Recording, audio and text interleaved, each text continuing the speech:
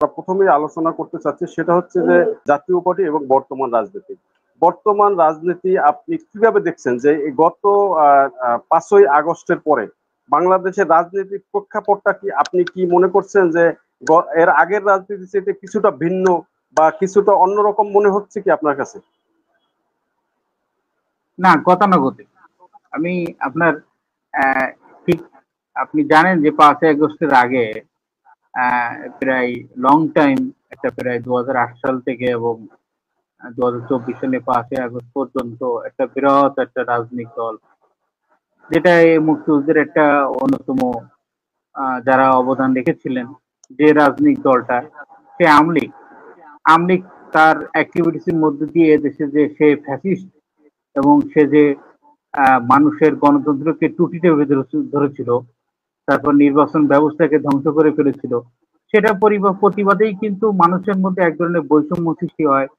বৈষম্যর কারণে মানুষের যে আশা আকাঙ্ক্ষা, সেই জায়গাতেই কিন্তু দেখাচ্ছে যে এই ধরনের একটা বিপ্লব সৃষ্টি হয়েছে।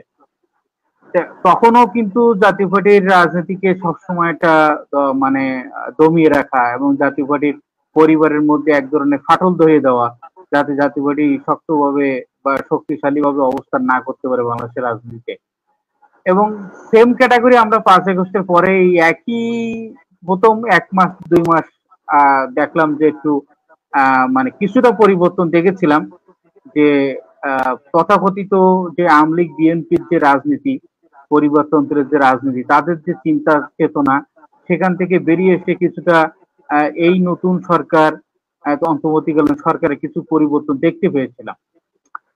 এবং আমাদেরকে প্রথমে ডাকাও হয়েছিল, পরবর্তীতে দেখা যাচ্ছে যে সেই আগের যে ধারা, মানে যেটা আওয়ামী লীগ দীর্ঘদিন জাতীয় পার্টির উপরে যেভাবে দমন পীড়ন চালিয়েছিল এবং যেভাবে জাতীয় পার্টিকে ধ্বংস করার পায়তারা করেছিল আওয়ামী লীগ সরকার, সেই ফ্যাসিস্টের কেন জানি আধুনিক রূপ দেখলাম, যে টোটালি একদম মানে কোন রকমই জাতীয় পার্টি যদি কোনো কারণে কোনোভাবেই যাতে রাজনৈতিকভাবে দাঁড়াতে না পারে, সেটার কিন্তু এক ধরনের নব্য কায়দায়, আধুনিক কায়দায় আমরা দেখতেছি আমাদের উপরে এক ধরনের দমন পীড়ন কিন্তু এই গত 8 মাসে আমরা দেখলাম। আমরা সমাবেশ করতে গিয়েছিলাম, সেখানে 144 দ্বারা জারির মধ্য দিয়ে আমাদের সমাবেশকে বানচাল করে দেওয়া হয়। এবং আমাদের পরবর্তীতে আমরা তো যতগুলো প্রোগ্রাম করতে গেছি, প্রত্যেকটা প্রোগ্রামে বাধার সম্মুখীন হয়েছি। এবং প্রশাসনকে যখন জানানো হয়েছে, প্রশাসন সম্পূর্ণ নিরুপায়। পুলিশ প্রশাসন বলছে যে আমরা নিজেরাই নিজেদেরকে নিরাপত্তা দিতে পারি না, আমরা আপনাদেরকে নিরাপত্তা দেবো কিভাবে? আমরা আপনাদের কাছে অনুরোধ করি আপনারা প্রোগ্রাম গুলো করেন না। তার মানে এটা একটা নেগেটিভ সিগন্যাল। অবশ্যই রাষ্ট্রের ঊর্ধ্বতন মহল থেকে এরকম নেগেটিভ বার্তা আসে বিদায় কিন্তু প্রশাসন এই ধরনের বার্তা আমাদেরকে দিয়ে দিচ্ছে। প্রত্যেকটা প্রোগ্রামের ক্ষেত্রে একই বার্তা প্রশাসন এসে, পুলিশ প্রশাসন এসে আমাদেরকে প্রোগ্রাম সবসময় নিশ্চিত করার চেষ্টা করছে এবং বাধা দেওয়ার চেষ্টা করছে। হয়তোবা তারা আমাদের উপরে লাঠিপেটা করি নাই বা দমন পীড়ন করি নাই, কিন্তু এসে স্টেট বলে দিচ্ছে যে কোনো ধরনের কোনো জ্ঞানজাম যদি সৃষ্টি হয়, সেটা দায়ভার কিন্তু সম্পূর্ণ আপনাদেরকে নিতে হবে। কিন্তু কেন জানি মনে হচ্ছে যে এটা প্রশাসনের দিয়েই এই এই যে সাধারণ মানুষকে বা একটা অন্য পক্ষকে উস্কে দিয়ে জাতীয় পার্টিকে থামানোর চেষ্টা, কেন জানি মনে হচ্ছে প্রশাসন এর সাথে জড়িত, তাদের কথাবার্তায় সেরকমই মনে হয়েছে।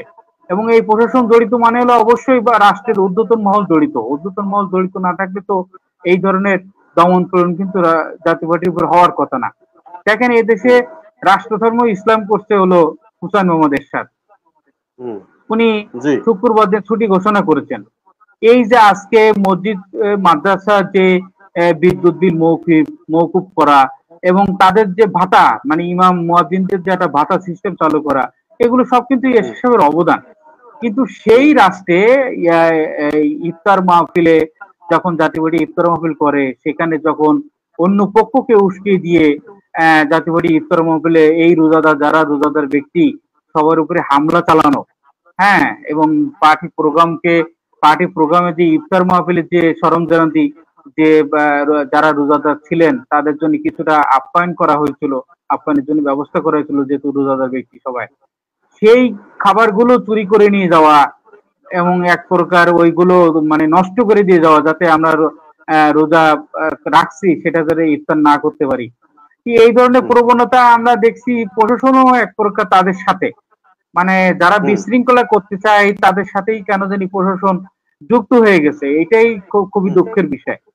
আমরা হুম চেয়েছিলাম যে একটা হয়তো বৈষম্যবিহীন একটা নতুন রাষ্ট্র হবে, সেই বৈষম্য কেন জানি আরো তীব্রতা হচ্ছে। মানে জাতীয় পার্টির কাছে টোটালি এতটাই বৈষম্য বেড়ে গেছে। আমার কেন জানি মনে হয় এটা আসলে আহ, যারা তথাকথিত বর্তমানে রাজনৈতিক দল হিসেবে টিকে আছে আচ্ছা, তারা কেন মানে জানি আমি জাতীয় একটু পার্টিকে ভয় পায়। মাঝখানে আপনাকে একটু অফ করি, যে এটা কি আপনি মনে করছেন যে এই যে জাতীয় পার্টির ইফতার মাহফিলে হামলা হচ্ছে, বারবার হামলা হচ্ছে, একাধিকবার হয়েছে, আপনি কি মনে করছেন এইটা পরিকল্পিতভাবে করা হচ্ছে? হ্যাঁ, আমার কেন জানি এটা পরিকল্পিতভাবেই করা হচ্ছে। কারণ হলো আহ, আজকে দেখেন, আজকে একটা নতুন বার্তা আমরা আজকের দুইটা মেসেজ পেলাম। একটা মেসেজ হলো একটা বিমস্টেকের যে আজকে যে বৈঠক, সে বৈঠকে হুম দেখেন আমাদের অন্তর্বর্তীকালীন সরকারের প্রধান উপদেষ্টা এবং ভারতের যে প্রধানমন্ত্রী, দুইজন কিন্তু হুম পাশাপাশি বসেছে। এটা একটা হুম দৃশ্যমান জিনিস। আর একটা জিনিস দেখলেন কি, একই দিনেই আমেরিকা কিন্তু আমাদের এই যে 37% শুল্ক আমাদের উপরে বাড়িয়ে দিয়েছে। শুল্ক আরোপ করেছে। হুম হুম শুল্ক আরোপ শুধু আমাদের করেছেন, উপরে না, তার মানে বিশ্বের ভারতের উপরে 50% আমরা দেখেছি, ভারতের উপরে 50%। সারা হ্যাঁ, ভারত উপরে করছে, বিশ্ব। আশা পাশাপাশি অনেক রাষ্ট্রতেই করছে, কিন্তু সেইটা আর আমাদের উপরে কিন্তু আকাশ পাতাল ডিফারেন্স। আমাদের সাথে কিন্তু তাদের অর্থনৈতিক কানেক্টিভিটি কিন্তু অত বেশি না। কিন্তু না, যখন রাইট। আমাদের মতো ছোট দেশের উপরে 37% শুল্ক আরোপ করে, তখন কিন্তু আমাদের গার্মেন্টস ইন্ডাস্ট্রি বা মিনি ইন্ডাস্ট্রি যেগুলো আছে তারা কিন্তু একটা বড় ধরনের সমস্যার মধ্যে পড়ে যায় অর্থনৈতিকগত ভাবে।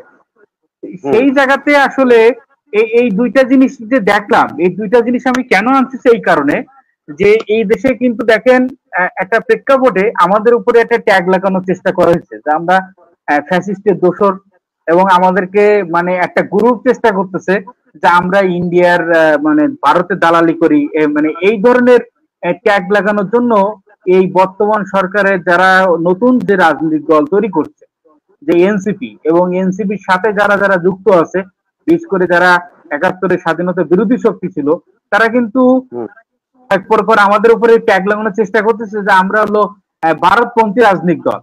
কিন্তু অ্যাকচুয়ালি দেখেন, আজকে দুইটা বৃহৎ রাজনৈতিক দল, খুবই মজার বিষয়, একটা রাজনৈতিক দল ভারত থেকে পরিচালিত হচ্ছে, যেটা যেটার বিষয়ে গত সকলেই কিন্তু চায় যে এই ফ্যাসিস্টের বিচার হোক।